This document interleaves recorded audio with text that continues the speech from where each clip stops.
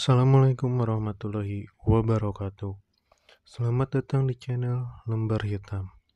Kali ini saya akan membawakan cerita yang berjudul Liburan ke Rumah Mertua.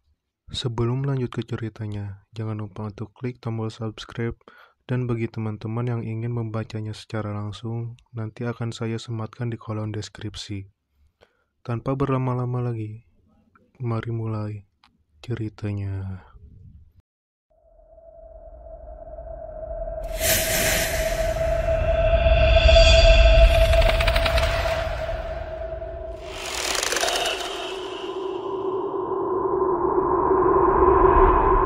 Perkenalkan, nama saya Marty.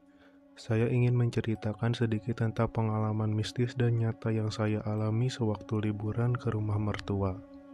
Hari itu, suami saya udah dapat cuti tahunan dari kesatuannya.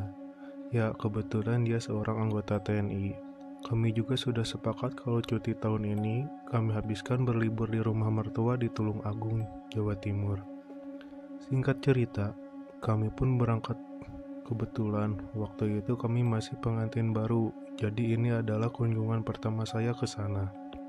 Pesawat kami tiba di Surabaya jam 7 malam. Terus, kami meneruskan ke Terminal Bungur Asih untuk naik bus ke Tulung Agung. Sepanjang perjalanan, tak ada perasaan aneh-aneh, semua normal saja. 4 jam perjalanan kami habiskan dengan bercakap-cakap. Memasuki kota Tulung Agung, kami harus melewati jembatan perbatasan Kediri dan Tulung Agung. Jembatannya biasa aja, tapi mungkin karena sudah jam 11 malam, kendaraan yang lewat pun hanya bus kami. Setelah melewati jembatan, saya melihat ke arah kanan. Ternyata tepat di samping jalan itu adalah pemakaman umum. Tapi yang membuat saya bertanya-tanya, kok nisan yang ada tidak banyak dan semua nampak seperti kuburan tua. Kemudian, saya melihat sebuah pohon beringin besar. Di bawah pohon itu, nampak sebuah gubuk dan ada 2 buah patung di depannya. Dan yang membuat saya kaget, saya melihat seekor monyet putih duduk di bawah pohon itu. Spontan, saya bertanya kepada suami saya, "Ayah, lihat, itu ada monyet putih duduk di bawah pohon." Suami saya gak menjawab, tetapi malah menarik kain gorden jendela bus. Saya pun menanyakan kenapa dia melakukan itu. Suami saya hanya menjawab nanti cerita di rumah. Akhirnya saya diam dengan hati yang penuh tanda tanya. Kami pun tiba di rumah tepat pukul 12 malam. Kami disambut oleh semua anggota keluarga dan dipersilahkan untuk istirahat. Dan karena memang kami lelah, akhirnya setelah membersihkan badan, kami pun tertidur dan lupa dengan kejadian tadi. Esoknya, ketika kami sedang sarapan bersama-sama, saya teringat dengan kejadian semalam dan menanyakan tentang hal itu kembali. Tetapi, saya bertanya kepada mertua saya, "Bu, semalam setelah jembatan, kami lewati pemakaman. Itu pemakaman umum ya, Bu?" Mertuaku menjawab, "Oh iya, itu pemakaman umum. Memang kenapa?" "Tidak apa-apa, Bu, soalnya semalam saya melihat monyet putih duduk di bawah pohon beringin. Monyetnya besar sekali seperti gorila." Mertua saya diam, kemudian menjawab, "Kamu lihat monyet putih itu?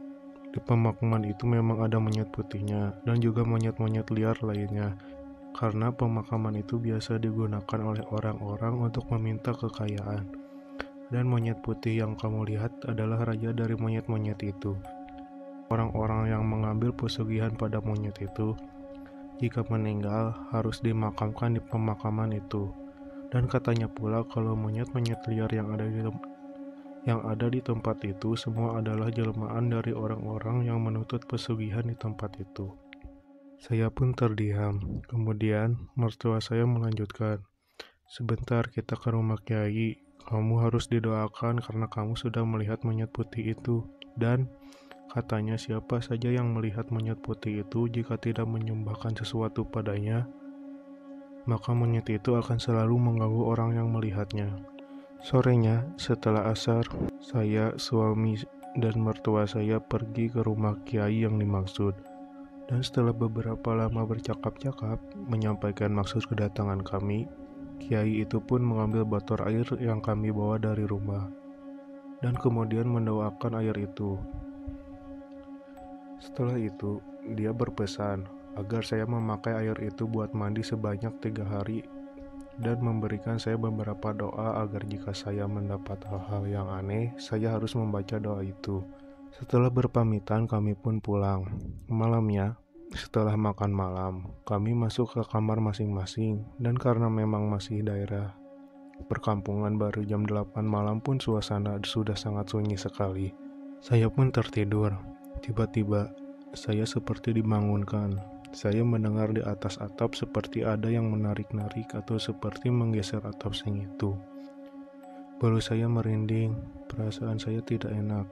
Kemudian, seperti ada yang berbisik di telinga saya untuk membaca doa yang telah diberikan oleh Kiai tadi. Segera saya membaca doa tersebut sebanyak 3 kali. Pada saat terakhir, saya membacanya, tiba-tiba di atas rumah terdengar seperti suara ledakan yang amat besar dan membangunkan seisi rumah. Malam itu, kami semua tidak ada yang tertidur setelah saya menceritakan apa yang saya dengar dan bunyi ledakan tadi. Esoknya, pagi-pagi kami kembali ke rumah Kiai dan menceritakan apa yang terjadi. Pak Kiai berkata, kalau beliau sudah tahu dan beliau pula yang membisikkan kepada saya agar membaca doa yang telah dia berikan. Karena Pak Kiai itu semenjak kami pulang, selalu memantau keadaan saya dalam zikirnya. Alhamdulillah sampai saya pulang kembali, saya tidak pernah lagi mengalami hal tersebut. Namun yang selalu menjadi pertanyaan saya, apakah yang sudah menggeser seng rumah dan meledakkan di atap rumah mertua saya itu